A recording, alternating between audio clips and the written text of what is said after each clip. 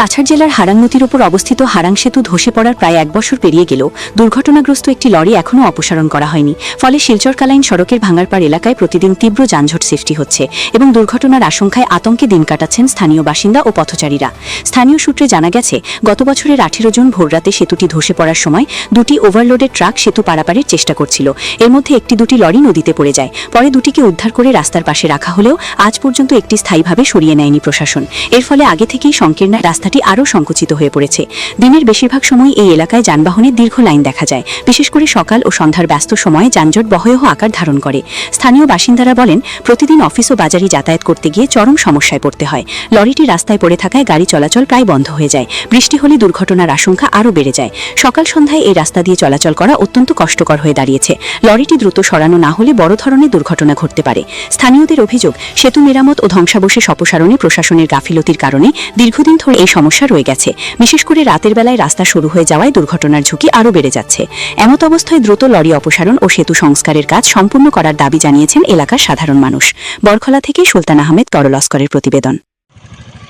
আপনারা জানেন, বিগত লগভগ এক বছর হয়ে গেছে আমরা যে এখানে ব্রিজ ভাঙ্গিছিল, অনেক প্রচেষ্টায়, বিশেষ করে সাংবাদিক মাধ্যমে আপনার প্রচেষ্টা এই ব্রিজখান হয়েছিল। ধন্যবাদ জানাই আমি আসাম গভর্নমেন্টে। কিন্তু 1 বছর অবধি এই গাড়িটা এখানেও আছে, যে গাড়িটা পড়ছিল হারাং নদীতে। এই গাড়িটা পড়ার পরে এখনও অনেক সময় এখানে ছোটোখাটো অ্যাক্সিডেন্ট হয়, যাতে ভবিষ্যতে বড় ধরনের অ্যাক্সিডেন্টও হওয়ার সম্ভাবনা আছে এখানেও। তো যার কারণে আমি আমার সাংবাদিক ভাইদের মাধ্যমে প্রশাসনকে জানাইতে চাই, বা ডিসি মহোদয় আছেন, এই সরকারে আমি জানাইতে চাই যে অতি সত্বর যাতে এই গাড়িখান এখান থেকে সরানি হয়, নতুবা এখানেও আশঙ্কা আছে বড় ধরনের অ্যাক্সিডেন্ট হওয়ার।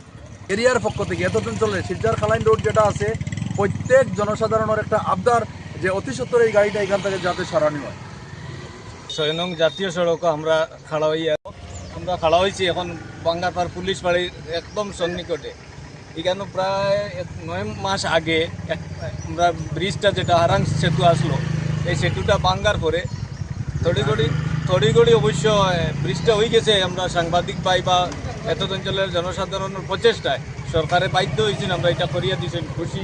কিন্তু যে গাড়িটা অ্যাক্সিডেন্ট হইয়া এখানে পড়লো, এখানে আজ দিন পর্যন্ত রাস্তার কিনারর খাড়া করি রাখা আছে।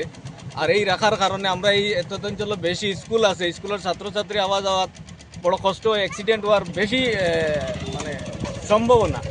যার কারণে কাছাড় প্রশাসনের কাছে আমরা অনুরোধ করি, আর এই জনসাধারণের পক্ষ থেকে আমি বাঙ্গারপাড়ার জনসাধারণের পক্ষ থেকে অনুরোধ করি, আর গাড়িটা যেহেতু অন্যত্র সরাইয়া নেওয়া হোক, আর এবং এই দুর্ঘটনার থেকে আমরা বাঁচাইয়া রাখুক।